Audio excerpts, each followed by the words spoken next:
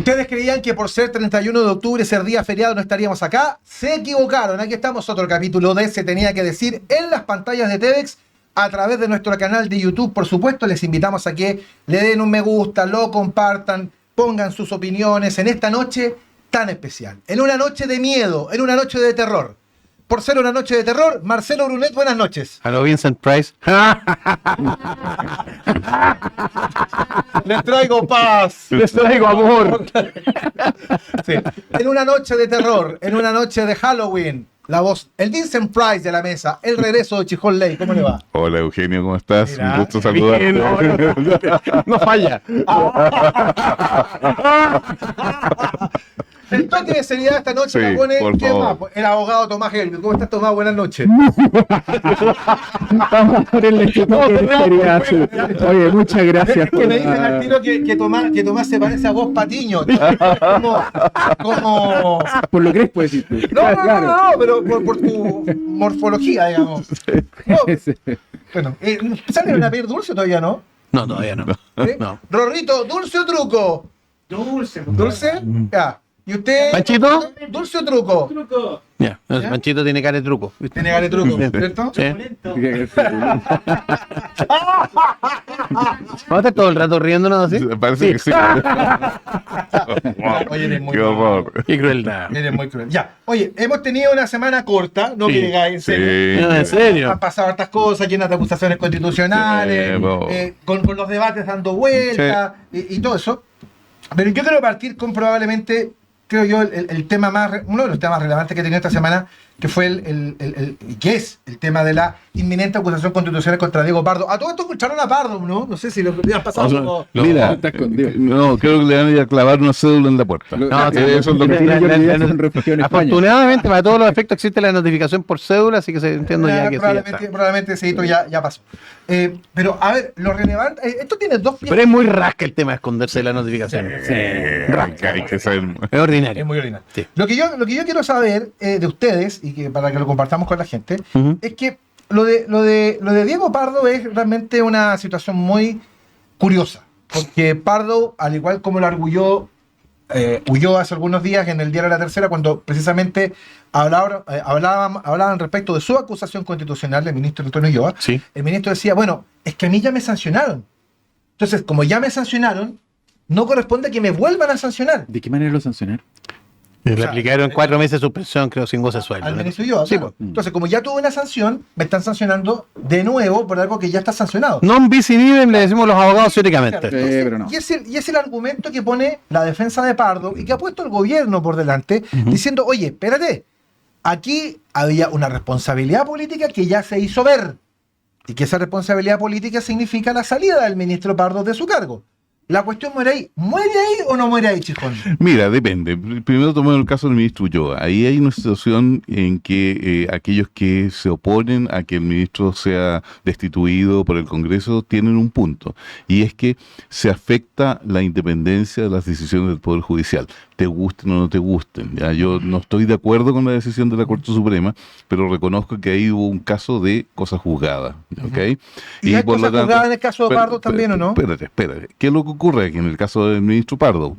Yo veo lo siguiente. Yo veo no solamente que, sí, desde el punto de vista político inmediato se hicieron efectivas algunas responsabilidades, pero la pregunta es, una persona con estas características y esta lenidad en su actuar, le vamos a dar la oportunidad de que durante un tiempo más relativamente cercano vuelva a actuar en el sistema público y como empleado público, como funcionario? Yo creo que ahí hay un punto que es distinto. Y yo, desde mi punto de vista, en el caso del ministro Pardo, él debería ser acusado constitucionalmente y destituido. Sí, tiene toda la cara de que eso va a ocurrir, por lo menos esta semana, Tomás, los votos, ser. parece que los votos están. Lo que pasa es que el condoro Eugenio es muy grave.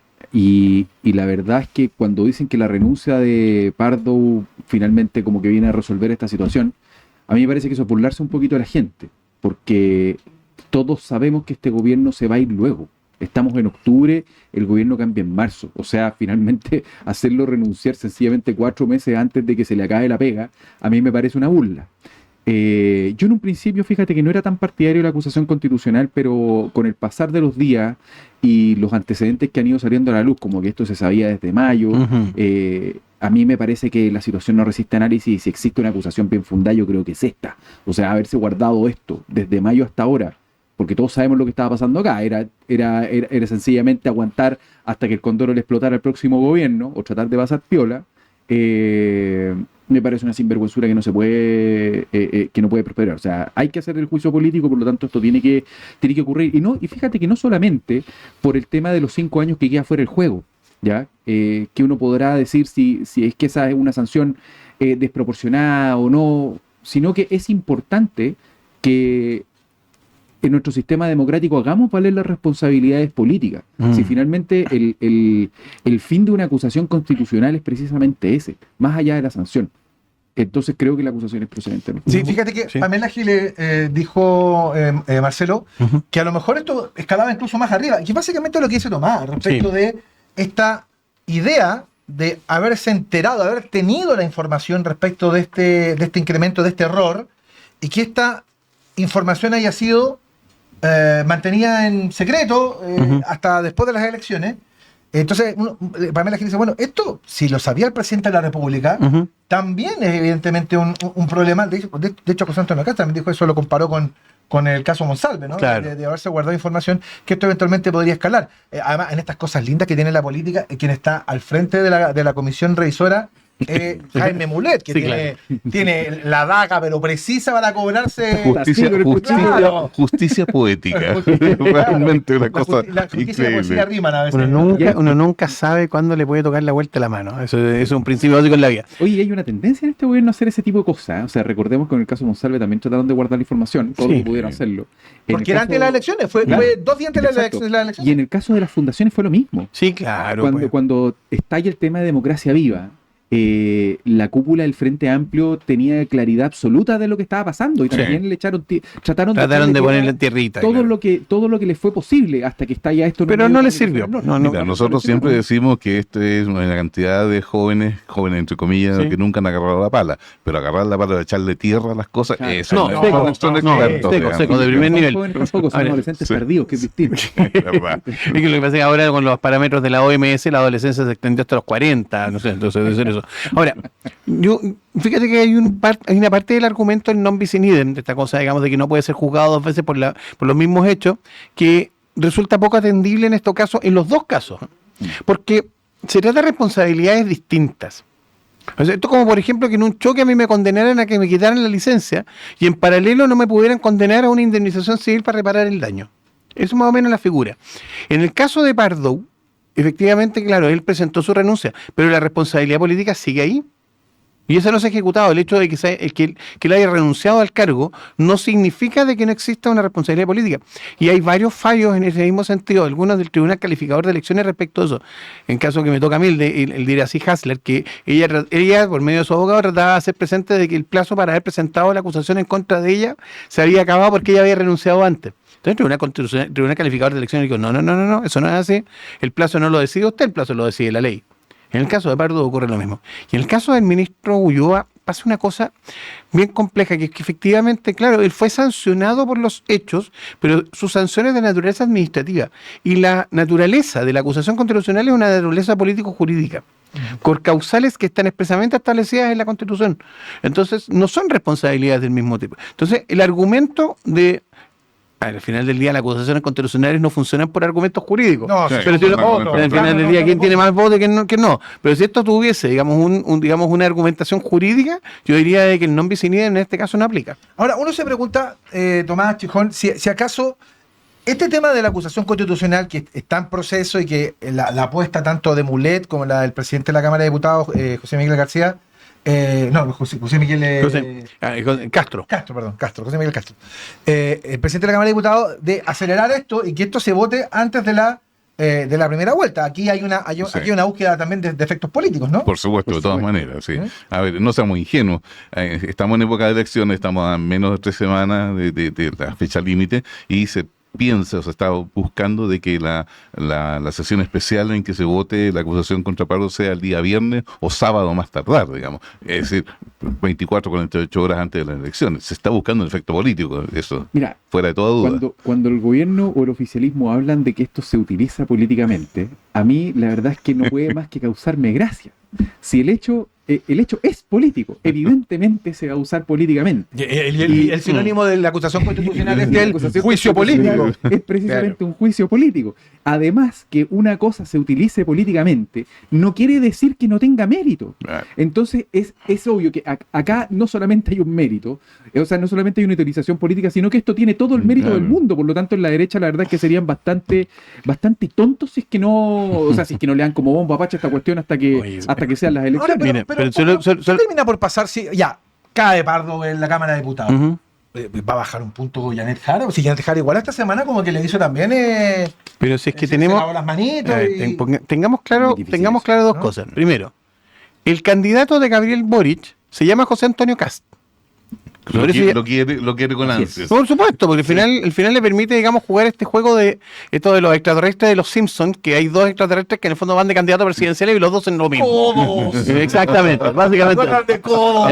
Entonces la fantasía de Boric es Cast, Boric, Cast, y así, digamos, por un rato largo. Así como el ciclo Caburga que tuvimos. Algo así como el ciclo Caburga, exactamente. Entonces, ya. Entonces yo visualizo de que hay pocas posibilidades para Jara. Yo creo que Jara a esta altura es una actriz más o menos irrelevante dentro del proceso en esto. No, ni va a subir ni va a bajar mucho por lo mismo.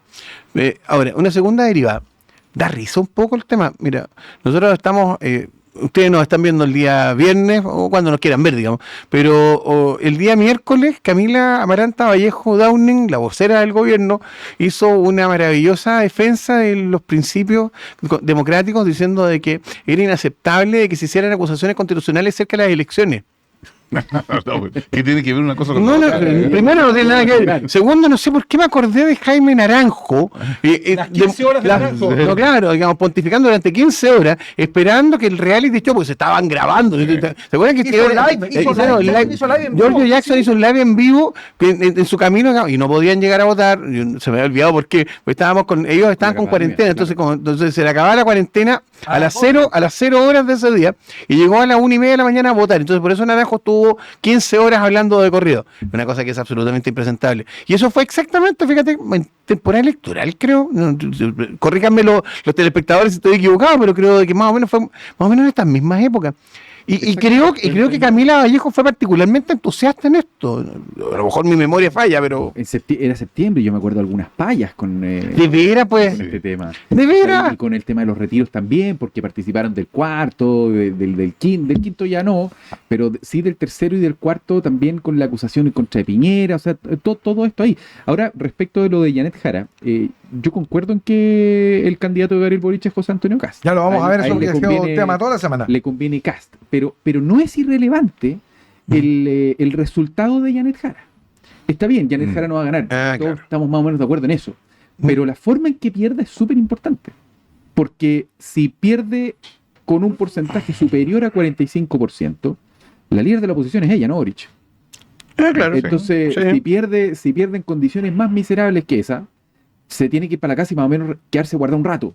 Y Gabriel Boric lo que está buscando es constituirse él como el líder indiscutido de la oposición. Está construyendo eso. Entonces- Antes de meternos en ese tema, porque es súper interesante y también ha sido una de las cosas que se discutió en la semana, está, a propósito del tema de la luz, estas volteretas del ministro García, ocurrieron durante toda la semana con este escándalo de la luz, que la gente está pidiendo, devuelvan la plata, devuelvan la plata, devuelvan la plata. Entonces sale el ministro y dice, tenemos un acuerdo con las empresas generadoras. Bien, fantástico, le vamos a volver, no sé, 2 lucas, son 12 lucas en 6 meses. 2 Ah, lucas. felicitaciones. Buena. Acto seguido, aparece la generadora diciendo, oye, pues si no ¿Cuándo? tenemos- ¿De dónde? Camilo Char me dijo no hemos llegado a ningún acuerdo. Ningún acuerdo. Después sale el ministro García y dice, yo no logro entender por qué dicen que no hemos llegado a un acuerdo. Porque no hay acuerdo, por mano. Claro. Entonces, esa es una cuestión que también está dando vuelta, porque a lo mejor el golpe electoral del que habla Tomás Ujú. tiene que ver también con esto. En el fondo, en la medida en que la gente sienta que aquí hay un abuso y que el responsable ha sido el gobierno del cual Janet Jara es su continuadora, es una cosa que puede finalmente terminar. Mira, a mí me llama mucho la atención en un ministro experimentado. A ver, con todo el bagaje y con todos los años que lleva el ministro Del año García. 90, de hecho. No solamente eso, sino un actor en la política desde mucho antes del gobierno de Ricardo Lagos. ¿ya? Sí. Entonces, que cometa este tipo de errores, que si no los comete de motu propio, si alguien le dice, por favor, sal tú a hablar, lo que hace es generar un boomerang para el gobierno, digamos. Además, dijo ahora en la semana de que cómo era posible que le dieran que inflaran tanto a la oposición, digamos, todo este tema de la Constitución Constitucional. Con eso lo que hace es no solamente darle medicina al fuego, sino que desviar la atención y enfocarla nuevamente en aquello que al gobierno no le conviene, porque al gobierno no le conviene que el tema de la electricidad siga dando vueltas. Sin duda quieren terminarlo pronto. Ahora, nosotros con Eugenio, tengo que confesarlo acá, dígame comentarlo. El concepto de estudiantes en práctica surgió en un café que nosotros nos tomamos antes que partiera el gobierno. Sí. Y nos reíamos, esto va a ser un gobierno de estudiantes en práctica. ¡Uy, qué buen concepto! Bueno, los estudiantes en práctica han reprobado la práctica, eso es evidente. Estamos trabajando en un libro con estamos trabajando en un libro en eso, digamos. Ahora, claramente reprobaron la práctica, claramente tenemos un problema sustancial porque sus evaluadores, o sea, la gente de la generación más vieja, digamos, aquellos que pensaban que este iba a ser un gobierno en el que ellos podían influir, las Toá, los Álvaro García, etcétera, y también están reprobando, porque este error de García es una cosa bien poco presentable y que se suma bastante a la lógica de Pardo. Y yo que no, en esto tengo una duda práctica, de verdad que no lo entiendo. Al final el problema de Pardo es que había sacado una cuenta mal sacada, que a su vez esa cuenta mal sacada estaba mal sacada. Sí, no, es terrible. Claro, 2 veces. La sacaron de doble error, más una tercera cuenta en la que las empresas generadoras eléctricas le dijeron, oye, compadre, ¿sabes qué? Hace un año le dijeron. Oiga, ¿sabes qué más? Tenemos un problema. Nosotros estamos pagando nos están pagando de más. Ah, bueno, no se preocupe, ahí lo vemos. Claro, en octubre del año pasado se lo dice. Entonces, se lo dijeron oficialmente, ya lo o sea, al final el nivel... Extraoficialmente mira, se habían de yo creo, y aquí quiero citar las expresiones del vocero de Evelyn Matei, Diego... Paulsen. Otro Diego también, Diego Paulsen. Que también es otro de los grandes temas de la semana. No vamos a guardar. Solo quiero citar la palabra. Atorrante. Atorrantidad, digamos que existía la palabra atorrantidad. Ese va a ser uno de los temas que vamos a hablar en el segundo bloque. Vamos a hablar de las estrategias para llegar a la segunda vuelta. Sí, claro. Está bien, pero déjame nada más que complementar, con el permiso de Marcelo, complementar algo, digamos. Los estudiantes en práctica van a seguir, digamos, no solamente en su condición de estudiantes, sino que además no se van a titular de políticos. No, claramente no. Sí. Bueno, siguen sin título, perdón. Tomás tiró una que quiero retomar, que respecto de este Boric Cast. O sea, creo que fue una ceremonia de adultos mayores, me parece, o los niños, y cosas. Sí. Volví a sacar el tema de los bots. Sí. De adultos que ocupan los bots y esas cosas. Entonces, está suma la confrontación con José Antonio Kast. Kast le respondió de vuelta, le dijo que el presidente estaba derrotado, le dijo que no iba a dejar ningún legado y que no iba a volver a ser presidente. Y en ese sentido, Kast toma el guante respecto a esta tesis que Tomás Refrendal es el que ya eligió un oponente. Ya eligió un oponente. Es más fácil pegarle a Kast que incluso a Kaiser, porque Kaiser comparte gran parte de los atributos que tiene Gabriel Boric. O sea, es una voz nueva dentro de un sector que es relativamente nuevo en la derecha, que tiene su misma edad y que tiene sus mismas falencias. O sea, Johannes tampoco está titulado de ninguna de las carreras que estudió, al igual que Gabriel Boric, y también tiene características muy similares. Claro, entonces, y carencia de equipos, le faltan equipos también. Entonces le conviene mucho más. Tener a José Antonio Kast. ¿Por qué? Porque ahí está el pinochetismo, está la vieja guardia, el gran empresariado, las platas en el Caribe, qué sé yo. Es más fácil de pegarle. Matei tampoco le resulta tan conveniente porque Matei va a tener probablemente a la mitad de la concertación de los años 90 metida en el gobierno. Por lo tanto, ahí hay muchas sensibilidades donde él va a tener que andar pisando huevos, si se quiere, para no enajenar precisamente a los sectores del socialismo democrático. Entonces, José Antonio Kast es el único candidato que a él le es funcional y ha tratado de levantarlo por todos lados. ¿Para su intento de regresar? Gabriel Boric, es que no te quepa duda que va a regresar. Mira, en la izquierda no hay ningún otro líder que genere la unidad que genera Gabriel Boric. Te lo digo de esta manera. Carolina Toá genera anticuerpos en el Frente Amplio y en el Partido Comunista. ¿Por qué? Por lo de Soquimich, por su rol como ministra del Interior, por el fracaso de la Prosis que se quiere, por las políticas de seguridad que implementó, que la verdad es que a la izquierda más dura no le gustaron para nada. Después tienes a Gonzalo Inter, que te genera risa para el otro lado, claro. Y risa, además. Porque no podemos decir que es un político particularmente serio. es mi opinión, lo Sí, digo con todo sí, respeto, no. sin atacarlo personalmente, su desempeño político no es muy serio. Janet Si hace Jara- una encuesta acá, el 100% de los encuestados probablemente va a decir lo mismo. ¿eh? Janet Jara, que está ahí, mira, ella está haciendo un intento y efectivamente puede generarle algún tipo de competencia a Gabriel Boric, pero ella tampoco genera confianza en los sectores más de centro. Entonces, ¿cuál es la única persona ante la cual el Frente Amplio, el Socialismo Democrático, el Partido Comunista y todos los demás van a girar? ¿Giorgio Jackson?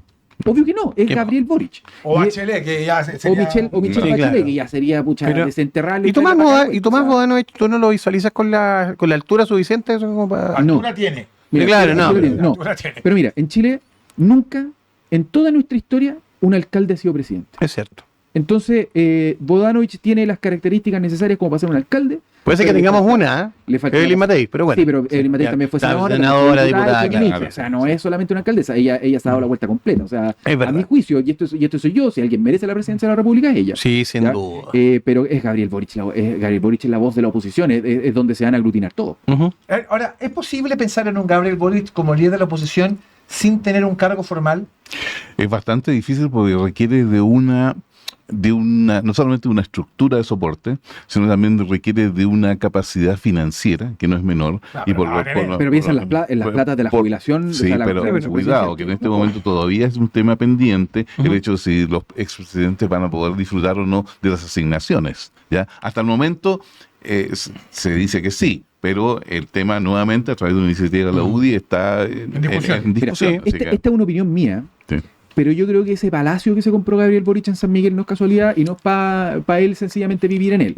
O sea, no sé si ustedes han visto... Para una fotos familia de esa casa, tres para es una mucho eso. familia de tres, o sea, la cuestión es realmente Sí, un es grande, palacio es grande. en una comuna que además está ubicada centralmente. Claro. Ese va a ser su Centro de operaciones, obvio. Y él va a recibir hasta ahora, ceteris paribus, Sí. o sea, el sueldo de un ministro, estamos hablando de cerca de 7 millones de pesos brutos, Sí. o sea, 5,5 sí. líquido, más las asignaciones de un parlamentario. Son como 9 millones. Estamos un hablando poco. de más o menos 10 millones. Por levantarse y ducharse. Por levantarse y ducharse, o sea, quedar desocupado a las 9 de la mañana. Si ustedes creen que se va a quedar sin hacer nada, se va a No, llegar a dictar difícil. charlas, claro Ahora, que no. pero hay un sea- tema en esto, hay un tema, yo voy a llegar a una arista un poco más allá de lo que plantea Chijón. Probablemente quien pudo ocupar ese espacio fue Sebastián Piñera. Sebastián Piñera no solamente tenía los recursos que se le asignaban por parte de los entes públicos, sino que tenía una espalda que de alguna forma, por diversas razones, en su calidad de expresidente le permitía ser un actor político relevante. Sí. Vamos al caso de Michelle Bachelet. Michelle Bachelet probablemente terminó intentando hacer lo mismo y terminó yéndose a la ONU. Probablemente por lo mismo, porque generó una espalda internacional que le permitiera estar a la altura. Eduardo Frei, como expresidente, digamos, en la práctica no terminó siendo nunca líder de la oposición. No. Terminó, digamos, en otras cosas muy benéficas para Chile. El trabajo que ha hecho con la PEC es una cosa memorable, Sí, digamos, el de la cual Asia-Pacífico. de la cual siempre vamos a estar Sí, agradecidos los así chilenos. es. Y Patricio Aylwin en su minuto no trató, digamos, de ser un líder de la oposición. Ricardo Lagos, de alguna manera, terminando su presidencia, él se retiró, digamos, a Caleu. Pero buscó volver. Y buscó volver Claro. y no Y lo tuvo retiraron. y no tuvo un buen Y resultado. lo Sí, retiraron, también. perdóname que lo diga Es así. cierto, lo retiraron, lo jubilaron anticipadamente. Sí. Entonces, yo no sé si el rol de presidente de presidente de la República, sin financiamiento, sin capacidad de influir, sin capacidad de poder decirle a un candidato en Coyhaique, oiga, yo te financio la campaña, puede ser una cosa muy fácil. Que además, insisto, en el ejercicio de lo que va a pasar en el Senado, en la Cámara de Diputados, sin duda va a tener nuevo liderazgo. Sí, pero estáis menospreciando el factor etario. Mm. Ni Patricio Aylwin, ni Ricardo Lagos, ni Michelle Bachelet tenían la edad que tiene Gabriel Boric. Es cierto. La edad que tiene Gabriel Boric es un capital gigantesco. Y él se va con un apoyo por una base de apoyo del 30% de la cual no baja. Sí. Haga lo que haga, pase lo que pase. En una cuestión que a mí me resulta inexplicable, la Cierto. verdad. Entonces acá hay un cambio generacional, porque recordemos que estos no son precisamente nuevos actores, son sencillamente hijos de los antiguos, ¿ya?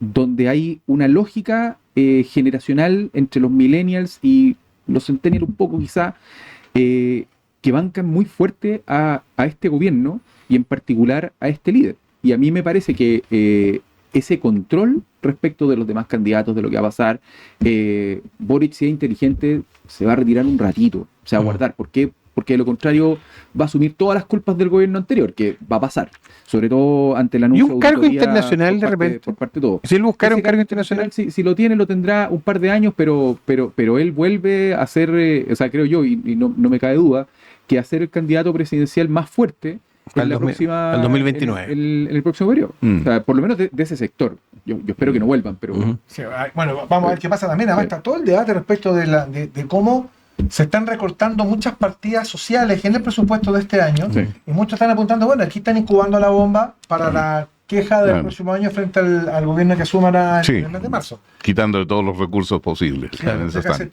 la mención sota está aquí. Es grande, ¿ah? Sí. Sí, claro, sí, obvio. Habíamos tenido una más Sí. pequeñita, ¿te acuerdas? Sí, bueno, y en una noche de miedo y de tormenta, les quiero preguntar que si estás amenazado de embargo o tienes informes comerciales negativos, no te preocupes más. En chiledeudas.cl contamos con abogados expertos en defensa de juicios por deudas, eliminación de informes comerciales negativos y expertos en ley de quiebra. Búscanos en redes sociales y entérate de todos nuestros servicios. Recuerda, tus deudas tienen solución junto a chiledeudas.cl. Si estás viendo la señal abierta de TEDx con los dulces que has coleccionado esta noche, espéranos, ya regresamos.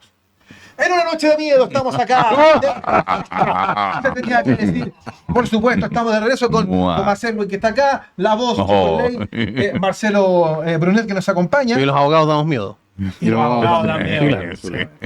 No nos tengan miedo, señora, señor. No nos tengan. No somos tan malos. Los abogados generan muchas sensaciones. Eso es lo que yo sé. Sí, es verdad. Generan muchas Es emociones. verdad. Oye, uno esperaba emociones en el debate del domingo. Así, yo creo que estamos todos de acuerdo que fue plano. Chupar un clavo puede haber sido más entretenido. Estaba más entretenido lo que estaba pasando en Argentina. Sí, claro. Sí. ¿Sí? Sí, de todas maneras. Nada rescatable. Fíjate que yo que conozco más o menos de cerca el mundo de los debates, yo creo que el gran error que tuvo el debate fue que, a diferencia del debate de Chilevisión, no hubo la posibilidad de el encare, que los dos Del pudieran cruce, hablarse, claro. del cruce. Mm. El reel no estuvo ahí. Es que estaba presupuestado. Si en algún minuto Iván Valenzuela, de hecho, los llamaba a hacer eso. Pero era una herramienta que nadie quería usar porque al final están todos un poco con la calculadora, digamos, de tratar de no cometer errores. Pero yo creo que fue un error. Yo creo que tú puedes. Mira, que le pregunta acá y para esto tienen 2 minutos para hablarse mutuamente. Ujú. Listo. un formato donde tienes a cuánto, a 8 o 9 personas Ocho. hablando durante 2 horas. Fueron 3 horas. O sea, La transmisión de Canal sí, 7 claro. fue como de 4 horas y el debate duró como Es- 2 horas y media. A mi juicio, imposible hacer un debate entre 8 o 9 personas que están participando ahí. El tiempo de pantalla que tiene cada uno no supera los 2 minutos por cada bloque. Sí. ¿Fueron cuánto? 4 bloques, o sea, 10 minutos, escuchar a 10 minutos cada uno, redundar en lo mismo, discutir con el periodista, es una cuestión para mí, por lo menos, tremendamente aburrida. Yo lo vi, lo vi porque estas cosas a mí me gustan, lo vivo Sí, muy no, claro. apasionadamente. Pero somos. la verdad somos es que- pudiste haber vivido apasionadamente. y esto a mí me dio mucha lata verlo. O sea, O sea, y uno creo- que le gusta esto. Claro, y creo que el candidato que más pasiones despierta es por lejos Johannes Kaiser. Eso es lo que a mí me parece. Es cierto. Y creo que es el que está capitalizando más de este tipo de instancias, sencillamente porque es un tipo que no tiene dudas. A él no le asiste ninguna duda respecto de nada. Yo no cierto, comparto claro. ese estilo de hacer política, para nada. Pero es que es muy difícil Pero- la posición en la que está José Antonio Caz hoy día. Porque José Antonio Caz se caracterizó por ser la persona que miraba a los ojos y decía la verdad. Ese era como el, digamos, el lead, digamos. Eso era lo que hacía que su gente lo siguiera tan incondicionalmente. Pero hoy día se le instaló alguien más a la derecha. Y esa instalación Sí. es producto de algo que los grupos libertarios permanentemente le reprochan a los republicanos, que fue el haber aceptado y el haberse sumado al segundo proceso constitucional. Claro. Y eso explica el porqué del 62% Ujú. caíste al 45% en el plebiscito de salida del segundo proceso constitucional. Así es. Claro. Hubo Fue la derecha dura la que se bajó ese fue la proceso. derecha Claro, la que se sí. bajó de La ahí. derecha más dura, digamos. Un porcentaje no menor. Mm. Y hay un tema en eso. Hoy día Johannes Kaiser, como sabe que no tiene nada mucho que perder, al final del día todo lo que pase vale ganancia. Hoy día puede decir lo que se le venga en gana. Puede llamar a sacarnos a su primer día de la ONU. Bueno, eso lo dijo. Lo dijo, mira, el Martes Sí. en Oye, Osorno, creo. ¿Y qué pensáis del análisis que dice Mayol? Que están El hay 20-20-20. un empate técnico entre los tres. ¿Tú lo Yo- veis viable? yo- ¿Le ponte tú a ver, Johannes Kaiser en segundo? Vengo llegando de Villarrica, sector en el cual había permeado mucho el voto republicano. Y la verdad, las cosas no me parece que exista hoy día una situación en la que uno vaya a arrasar a los demás. O sea, esto de que la marea republicana y José Antonio Caz, digamos, arriba de esa marea, es una cosa como que pareció ocurrir hace un par de meses atrás, pero hoy día ya no está pasando. Mucho voto de Kaiser, estoy hablando de un sector particularmente afectado por el terrorismo, por la violencia y que por lo tanto, digamos, un sector muy proclive al voto de derecha hoy, por razones obvias. no encontré un arrase por parte de Kast. Veo mucho voto para Kaiser. Veo que Evelyn Matei, que había tenido una merma, digamos, de votación, está experimentando, digamos, una cierta Un espiral. revival, digamos, Por algo que Genaro Cuadros el otro día decía muy bien en una columna en el Mostrador. Hay una espiral del silencio en torno a Matei que, a mi modo de entender, está oscilando entre el 4 y el 8%, que no es menor. Y eso finalmente es lo que te termina generando. Tú dices el voto útil ahí. Sí, claro. Yo creo que finalmente eso termina generando el efecto del 20-20-20. O sea, yo creo que están todos dependiendo de lo que pasa en estas 3 semanas, que no vamos a tener encuestas, al menos no formalmente, porque siempre van a correr esas encuestas que dicen que son secretas, pero que no lo son. Pero al final, digamos, no va a tener la espectacularidad. Seamos honestos. Las encuestas se acaban hoy día. ¿No? Sí, pues, hoy día 31. sí. Y seamos honestos, un último detalle, con esto no. Sí. Las encuestas se han transformado en mecanismos de campaña. Sí. Sí. Entonces, al final del día, CADEM, con el respeto que nos merece, digamos, nuestro amigo, CADEM termina el domingo en la noche transformándose en una especie de oráculo, porque han terminado transformándolo en un mecanismo de campaña. Vamos a tener que revisar después, primero, cuáles de las encuestas le achuntaron, segundo, sé que le achuntaron realmente, y tercero, qué intereses tenían para no haberle achuntado. Sí, perdona, chicos. Lo que pasa es que, como dice Marcelo, estamos entrando ya en la recta final. Aquí Sí, ya pues. nos quedan 2 semanas. En 2 semanas más tenemos que votar al nuevo Parlamento y al próximo presidente. Y la verdad es que quedan re pocas instancias. Quedan de debates. Que uno dice, ¿los debates podrán mover las encuestas? Bueno, queda el debate de Archie, que es el día martes a las Así 8 es. de la mañana, que es un debate de radio que es televisado, Sí. por lo tanto la gente lo va a poder ver. Digamos, la radio ya no solamente se escucha, se ve. La radio también. Como te ve. dice alguien por ahí. Claro. Claro, la televisión penetra, como decía Sí, Penetra. claro. Y está el debate del día 10, Sí. que es el debate de Anatel, donde por favor hagan cruces, si no va a ser tan complicado hacerlo. Oye, les cuento una cosa. Mira, yo me dedico a ser abogado laboral. Por lo tanto, tengo mucho contacto con el mundo del trabajo. Ujú. Asesorado sindicatos, empresas, trabajadores, qué sé yo. Por lo tanto, tengo mucho roce con el mundo obrero. Y uno conversa con la gente, pregunta, y sabéis que ni siquiera los dirigentes sindicales están votando por Jara. Sí. Tengo un sindicato que es bien grande, que está inclinado entre Kast y Parisi, incluso. Ya. Sí. Tengo, ponte tú, en las conversaciones, ponte tú, el nombre que más se repite es Kast y Kaiser. O sea, hay una cuestión dentro del mundo popular que ya perdió completamente la confianza en la izquierda. Y eso a mí son cosas que yo jamás esperé ver Ujú. en mi vida, ¿ya? Ujú. Y que es un mundo que tampoco está confiando en Matei. Y que creo que va por una derecha que es un poco más disruptiva. Por eso creo que Kaiser está capitalizando harto. Ahora, Ahora, yo no veo sí. a Johannes realmente, no sé si está realmente convencido de querer él pasar a la segunda vuelta. Bueno, No, es cierto, pero- por ejemplo, chicos, a ver, vamos pensando en eso. Porque, yo también les quiero desafiar un poquitito eso. Quedan 2 semanas. Ujú. Los debates pueden ser un elemento que pueden eventualmente cambiar. Sí. O algunos dicen de último minuto. Claro. Uno nunca sabe. Ya, pues de repente la noticia, no sé, Sí. Teres y Atlas aterrizan Claro. en el Parque O'Higgins, ve todas Claro. saber, pues las cosas pueden cambiar. Pero, a ver, vamos viendo cosas. ¿Qué tendrían que hacer? Y yo le diría que esta cuestión te hace en concreto un partido en concreto a 4. Ujú. Que es Jara, que ya está arriba, Kass, que está arriba según las encuestas, y está Kaiser, Matei, que con esta teoría que se ha tomado, de que eventualmente pueden estar los 3 empatados. Parece que Johannes va con un poquito más de fuerza. Vamos por parte. Por ejemplo, ¿qué tendría que hacer Johannes Kaiser para irrumpir y para intentar meterse en segunda vuelta? Ponerse más peleador de lo que está. Más todavía. Más peleador de lo que está, porque cuando tú efectivamente estás tan dentro de los 3, estás quizás en el tercer lugar de los 3 que están compitiendo por llegar a la segunda vuelta, toda contradicción te sirve. Toda confrontación te sirve además para mostrarte, aunque tú no estés, alguien no pueda estar de acuerdo contigo, pero te visibiliza. Acuérdate, el gran problema que tenía Kaiser antes de su gira nacional era que poca gente lo conocía. Cierto. Después de la gira nacional cambió completamente y subieron sus bonos. ¿Ok? Ahora, yendo a un tema un poco más fino, hablando de cuentas serias, la CEP entrega un dato que para mí es importante. 21% de sus encuestados todavía no han decidido su voto al 17 de octubre. Ujú. Y 21% del padrón son 3 millones de votos. Claro. Así que cuidado con eso, que yo no me jugaría completamente porque esto está definido. Por lo que está resuelto. O sea, tú dices que ahí se tiene que ponerse más peleado, Así más es. frontal, Es más de lo que ya es. Así, y con más visibilidad incluso. ¿Ya? Sí. Y fíjate por qué. Diego Paulsen, el martes creo que fue, salga una declaración en que cambia el tono en el caso de la candidatura de Matei e inmediatamente visibiliza aún más a la candidata, aunque la Salieron candidata... todos a responder por lo de los atorrantes. Claro, correcto. por el Desde el tema de ministro los- del Interior en adelante. Sí, Claro. por lo tanto, eso, la candidata inmediatamente sale a respaldar a Diego, puede que lo haya criticado desde el punto de vista formal, pero en términos políticos está completamente de Ese es un acuerdo. buen punto. Lo de los atorrantes fue una cuestión circunstancial. Yo creo que es absolutamente pensado. Es decir, Absolutamente. no hay Sí, ninguna duda. no. Estamos en la quemada, Sí. estamos a 15 días, hay que irrumpir El sprint. el sprint. Y Sí. el sprint es sacar, básicamente, y yo creo que es muy interesante, porque saca el pizarrón al gobierno. Sí.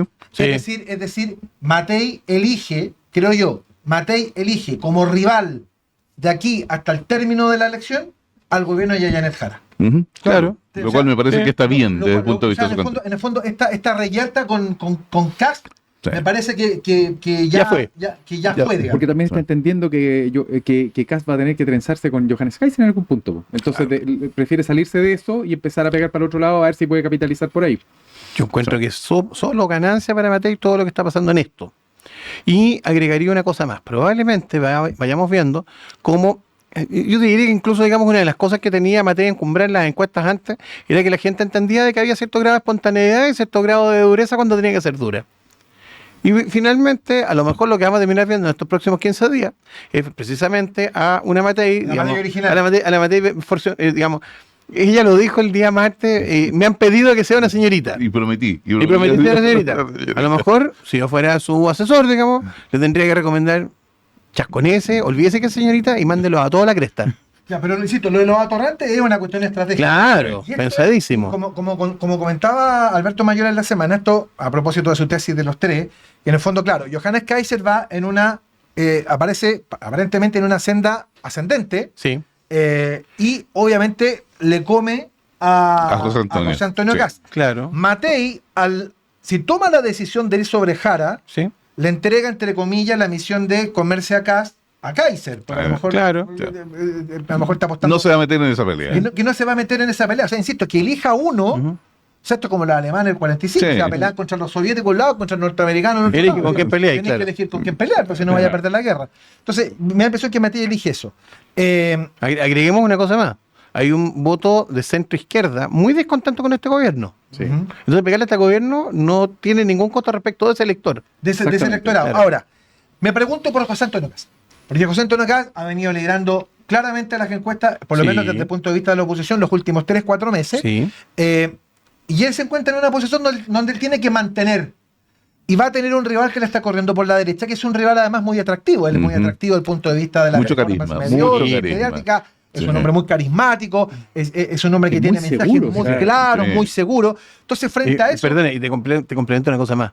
Le está quitando una parte del electorado a Kast de un ámbito vinculado al tema de los valores.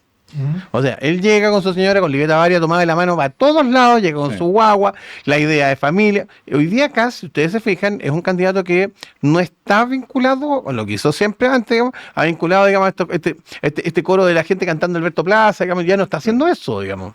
Y Johannes Kaiser lo está haciendo de una manera más cool, si se quiere, porque Sí. él aparece con su señora, con su guagua, pero no cae en eso de No. guitarrear así con No, los ñoño. hijos como evangélico. Claro. ¿cachai? Entonces le resulta mucho mejor.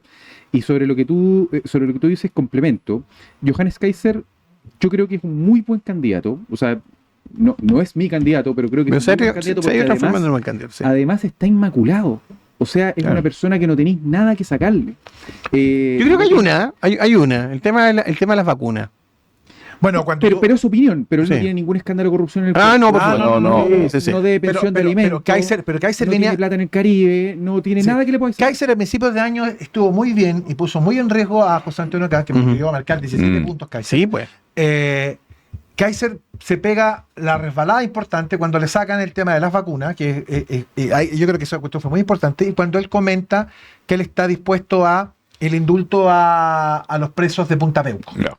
Y ahí se generó un escalofrío en algunos sectores. Hasta ahí nomás. Claro. Hasta ahí puedo llegar. Entonces, Fuiste. claro, entonces como que ahí quedó. Pero quiero volver al tema de José Antonio Kast, que Kast hizo el partido perfecto, superó a Matei, lidera las encuestas, está allí y tiene su paso a la segunda ronda ahí por ahora aparentemente sin mayor riesgo. Entonces él es quien desde el punto de vista de los candidatos de la oposición está desafiado. Está arriesgando más. Es que no sé si está arriesgando más. ¿Qué tiene que hacer Kast? Porque va a ser desafiado. O sea, tiene que ponerse en la idea de eventualmente ir sobre Matei o cómo se defiende de Kaiser, de ese Kaiser que va a empezar a pegarle por la derecha. José Antonio Kast está que de los 3 candidatos de derecha en que está en la posición más difícil, a mi juicio. ¿Ya? Primero porque hasta el momento ha tenido éxito manteniéndose en los 4 temas que no son valóricos y que más rendimiento le han dado, pero yo creo que ese caudal ya está agotado. Se agotó, no hay donde más pirquinear elementos positivos. O sea, la insistencia en el gobierno de emergencia. En el gobierno de emergencia, la economía, la seguridad y la salud, etcétera, ya dejaron de brindarle más porque la gente que se podía convencer con eso ya se convenció. No hay más. Y él necesita más. Por otro lado, si se dedica a pelear con Matei, rompe todo el esquema de armonía que va a necesitar en una segunda vuelta eventual. ¿Necesita pelearse con Matei? Yo creo que no. Pero por otro lado, No. si se pelea con Kaiser, lo va a levantar más todavía, Claro. porque Kaiser tiene mejores argumentos valóricos para ese mundo de la derecha más dura. Entonces, yo creo que ahí, José Antonio, lo que podría hacer para reforzar su posición sería atacar al gobierno. Y yo creo que no le queda mucho más. Atacar al gobierno. No le queda mucho más. Es que ¿qué más haces? Bueno, Matei no, Kaiser no porque no le conviene. ¿Ya? Y Pero- quedarse tal cual. pero Si él te lo- quedas él lo tal con- cual te empiezas a hundir. Está bien, lo que pasa es que a él le ha convenido bastante esta polémica con Boric, digamos. Es un juego de simbiosis. Bueno, ambos, eso sí. A ambos- los dos les sirve. a ambos Claro, les sirve. por eso entonces- atacar al gobierno. Claro, es una relación simbiótica ahí. Yo no le voy a dar ninguna recomendación al comando de José Antonio Kast, ninguna. Solo quiero plantear un punto que tiene que ver con el ciclismo. Cuando uno ve competencia de ciclismo, el ciclista que va punteando tiene todo el viento en contra. Y hoy día Kast, que venía punteando, está recibiendo todo el viento en contra de vuelta. Vamos a ver cuánto aguanta eso. Normalmente el que va punteando, no sé, porque que faltan 5 kilómetros, el que va punteando normalmente no gana. Ya, o sea, vamos a ver si resiste Veamos, claro, no está fácil resistirlas, va a resistir, digamos, va a ser capaz de resistir los ataques de la izquierda, el silencio de la derecha, la situación que finalmente, como dice muy bien Chijón, implica no poder perquinear más votos de los que efectivamente ya consiguió. Porque tú dijiste una cosa que es bien interesante al principio, respecto de este discurso que hizo Kaiser el martes, Sí. donde dice, lo primero que vamos a hacer es salir del Tratado de Escazú y vamos a salir de la ONU y vamos Sí. a salir de una serie de organismos Y no internacionales. vamos a dejar de ser, vamos a volver a ser un país soberano. Exactamente. Volvió a instalar el concepto de los soberanistas, el tema Ujú. de la Mal ONU, discurso. que es un Es discurso, un mal que, discurso. pero que es una pelea muy propia de ese mundo de la derecha, que cree precisamente en este tipo de Sí, cosas, claro. que cree que el mundo está marcado por ese tipo de situaciones. Entonces, yo me pregunto, ¿qué está viendo Kaiser para retomar ese discurso? ¿Y qué está viendo él? ¿Está viendo que José Antonio lo abandonó, ese discurso, y a lo mejor ir sobre ese discurso le puede traer más réditos, más Eso, votos? mira, hay algo de eso, y lo relaciono con el otro punto que quería decir. Hay que observar también lo que está pasando en Argentina. O sea, hoy día Milei tuvo un espaldarazo importantísimo en cuanto a votación. Por lo tanto, ese modelo de discurso que es bastante extremo, estrambótico, qué sé yo, sirve. Por lo tanto, me parece que hay que Electoralmente Claro, sirve. sirve Eso no, electoralmente. sí. Entonces, al parecer, Johannes puede estar pensando en, mira, esta cuestión finalmente no significó una merma al lado. Yo necesito capitalizar al votante duro, por lo tanto le puedo virquinear a José Antonio Kast a partir de aquí, fidelizar, y por lo tanto en esta última pasada, sacar los 2-3 puntitos que me faltan para llegar a la segunda vuelta. Ahora, Evelyn Matei lo que está haciendo por el contrario es pirquinear votos en el centro, o sea, sacarle a París y sacarle a Magne Nichols y sacarle incluso a Janet Jara de la O izquierda. sea, descontenta. se eligió a Jara con lo de los atorrantes, Estamos hablando. eso es, digamos. Yo conozco, Sí, claro. conozco mucha gente que estaba precisamente en esa senda, de decir, mira, ¿sabes qué? Lo que nos jugamos es demasiado importante, por lo tanto prefiero que sea Matei antes que José Antonio Kast o Johannes Kaiser, que tiene un discurso que es mucho más disruptivo, por lo tanto causa mucho más temor en ese mundo, porque ya a Jara la dejaron Sí. votar hace rato. O sea, por mucho que haya punteando en la encuesta como la primera que va a pasar a segunda vuelta. Otra posibilidad es que Johannes se autosabotea un poco. Que ¿Sabotearse para qué? para no pasar a segunda vuelta, porque sabe que de pasar a segunda vuelta podría llegar a ganar. Y no yo, quiere ganar. yo no sé si él tiene los equipos o tiene la expectativa de llegar a ganar. O sea, podríamos tener un Boric de derecha. Claro, ¿cierto? la gran Gabriel Boric. Pero sin equipo. Claro, Porque, sí. porque Boric igual tenía el Frente Amplio, tenía el Sí. Partido Comunista, o sea, tenía gente que conocía el Estado ya. Johannes no la tiene. Y ese es un problema. O sea, los únicos que pueden generar equipos, la única que puede generar equipos para gobernar. La única que los efectivamente, tiene es es Evelyn Matei. Matei. O sea, y José ya Antonio les cara, Kast- que están ahí. sí, Claro. José, Están ahí. Claro, José sí. Antonio Kast se los tiene que salir a pedir. Claro. A Evelyn Matei. Y probablemente a la derecha de Chile vamos. Y igual tiene gente del Partido Republicano que tiene conocimiento del Estado. Johannes no tiene a nadie. O sea, está él con su Partido Nacional Libertario, que es un experimento muy nuevo, que le va a costar muchísimo conseguir equipos y tener una victoria en segunda vuelta. ¿Tú Y te es el candidato acordás? además menos competitivo en la segunda ¿Tú vuelta. te acordás que hace 4 o 5 meses atrás, Johannes Kaiser se quejaba de que no tenía financiamiento para su campaña? Sí. Claro que sí, Ya. me acuerdo perfecto. Eso da cuenta de que efectivamente algo ha ocurrido entre medio. No estoy hablando solo del financiamiento. Normalmente hay varios estudios gringos que demuestran que financiamiento de campaña está asociado a capacidad del candidato. Algo pasó entre medio que efectivamente Kaiser se volvió a transformar en un candidato competitivo. Es que recibió el apoyo de un empresario, que tal vez no de la primera línea, pero un empresario importante. ¿Qué lo hizo a Johannes ser competitivo? Porque, insisto, yo creo que la estrategia aquí, el análisis es súper clarito. O sea, Kaiser está pesquinándole claramente a José Antonio Kast. Matei, con los atorrantes, parece que decidió definitivamente irse contra el gobierno. José Antonio tiene que mantener. Chijón dice, bueno, lo que tiene que hacer es seguir en esta ida y vuelta con Boric, que a los dos le conviene y que lo mantiene en un determinado nivel. Y es como, claro, el candidato opositor al gobierno en verdad soy yo, no Claro. Matei en este caso. Sí, claro. ¿Ya? Eso es una cosa. Y como digo, la estrategia está ahí. Johannes, el salto que pega, ¿lo pega en el debate? O sea, lo pregunto porque aquí quizás, insisto, el debate Anatel del 10 de noviembre Sí. puede ser decisivo. Yo creo que no es el debate, yo No. creo que es la gira. La gira, sí, No, yo gira. estoy de acuerdo. El debate te genera ciertos saltos cuantitativos Sí.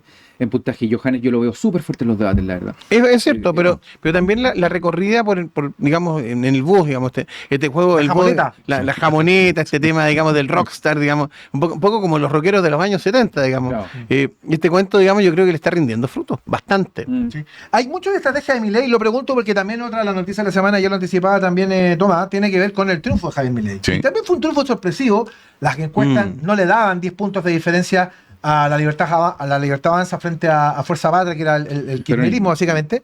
La victoria en la provincia de Buenos Aires de la Libertad Avanza también es un gran golpe Así a Cristina Fernández y al peronismo. Y aparece un Milei reforzado, un personaje reforzado, y muchos se acordaron de cómo Milei llegó finalmente al poder. Y quizá me tomo un poco lo que decía Tomás respecto a lo mejor Johannes está viendo eso. Mira, Milei dijo que iba a hacer cosas, prometió que iba a hacer esas cosas. Impopulares, muy y impopulares. muy impopulares, y la gente lo respaldó igual. Claro. Eso significa Y las que, hizo y lo siguió respaldando. claro, entonces, claro, como entró y las hizo, la gente lo siguió respaldando. Pero también te doy un detalle de campaña. Lo que hizo Milei es también lo que hizo Johannes Kaiser, recorrer personalmente todas las provincias de Argentina para apoyar a candidatos que nadie los conocía y sin embargo los sacó él finalmente, los puso en el tapete, la gente los identificó con él y los votaron. Bueno, En este caso, Johannes Kaiser, ¿qué es lo que está haciendo? Poca gente lo conocía públicamente, porque acuérdate, no todo el mundo ve los debates, no todo el mundo está pendiente de la televisión y la política no es el factor más importante para este votante. Pero cuando tú vas personalmente con un bus y te recorres de, no sé, 2/3 del país, la gente te termina conociendo. Y eso ha tenido una incidencia también en lo parlamentario. Acuérdate que nosotros la semana pasada hablamos con Álvaro Vilorio en la misma silla donde Sí. está sentado Don Chijón. Y Álvaro nos decía que electoralmente es muy probable que la cantidad de senadores y parlamentarios en general que tenga el Partido Nacional Libertario sean muchos más de lo que uno espera. Sí, ahora, fíjate que me llama la atención lo siguiente, porque yo recuerdo, ustedes recordarán, que no hace mucho, un año, ¿Sí? quizá 18 meses, Ujú. uno dice, oye, Milei, Chile, Kast, Sí, claro. Claro, sí. las fotos con Milei, Sí, Y así Bolsonaro, claro. la onda con Milei, con Bolsonaro, como Claro. que somos el grupo de esta Ujú, nueva claro, derecha, sí. todo el tema, y como que José Antonio Kast le soltó la mano a Milei en algún momento, o no sé si se la soltó, o en algún descuido, Johannes Kaiser, a propósito de su hermano Axel, llega y le agarra la mano a Milei, y a lo mejor el fenómeno, el disruptivo, termina siendo Johanna. Entonces, ¿qué pasó? ¿Qué pudo haber ocurrido entre Milei y Kast que esa asociación ya no es tan inmediata? Bueno, la elección de hace un par de meses atrás, donde en la provincia de Buenos Aires, la parlamentaria local no le fue para nada bien a Milei. Yo creo que ahí José Antonio Kast debe haber hecho el cálculo de, chuta, esta cuestión está... O sea, el cálculo contrario que hizo Johannes Kaiser. Esto está, la verdad, es que muriéndose un poquito, hay que adoptar una postura un poco más de estadística, o sea, de estadista. Estadística también, porque hay el problema que tiene José Antonio Kast es que se le va gente por la derecha y se le va gente por el centro. Está en el jamón del sándwich facho, digámoslo así. Y esa es la peor posición en la que podía estar porque te deja medio inmóvil. Y esto es muy parecido a lo que pasó en el segundo proceso constitucional, que tú bien lo decías. O sea, tratar de generar acuerdos hacia el centro. Y si tú lo hablas con el profesor, con Luis Silva, también te lo va a decir. Yo lo conversé con él cuando tenía mi programa. ¿Sí? Se te genera esta oposición por parte de la derecha, pero la verdad es que es muy poco probable que logres hacer algo si es que no vas hacia el centro. Entonces, está en una posición que es un poco imposible y se ve cómo se va debilitando. Y creo que está sobreestimando también su ventaja dentro de las encuestas. Me parece que José Antonio Kast está sobreestimando un poco eso, porque opta por el silencio, opta por retraerse, opta por estar un poco más atrás. ¿Por qué? Porque el que gana no necesita decir mucho. Ahora, pero opta por el enfrentamiento con el gobierno, que es lo que dice Chijón, y que a lo mejor hay algo de estrategia en eso. Sin duda lo hay. Aire, pero resulta que el Matei se le pone por el frente y aparece hablando con atorrantes, precisamente para generar... Para frenar un poco eso. Para frenar que sea el interlocutor. Entonces, está todo como decía el Chapulín Colorado, fríamente. Sí, es un juego. Sí, no. Es lindo este juego. Pero como todo juego, el juego tiene un final. Así que, mi querido Vincent Price, gracias por acompañarnos. Encantado de estar en esta noche. Don Marcelo, Krusty. Esta noche de terror. Mis hijos me prohibieron que me volvieran a hacer Krusty, se lo voy a decir a todo el mundo. ¿Ah? Mis hijos me prohibieron que me volvieran a hacer Krusty. Bueno, Krusty, No sabía que iba a pasar eso. Tomás, oye, un placer, muchas gracias por acompañarnos acá también. Oye, Eugenio, muchas gracias a ti por la invitación y a ustedes por compartir conmigo el tiempo. Sí, no, fantástico. Le mando un saludo cariñoso a nuestra Mara Seguini, que está en gira con José Antonio Kast, y a nuestro Gabriel Lamparte, que lleva 3 semanas trabajando como loco. Así y es. me pidió que le mandáramos cariño, saludos y todo eso, por formar parte del equipo, y también a Alvarito Belolio, los que vienen siempre al programa. Así que, muchachos, gracias por estar ahí. Nos reencontramos el próximo día viernes. Que tengan un gran fin de semana largo. Pásenlo bien, cuídense y nos vemos la próxima semana. Chao, chao. Chau.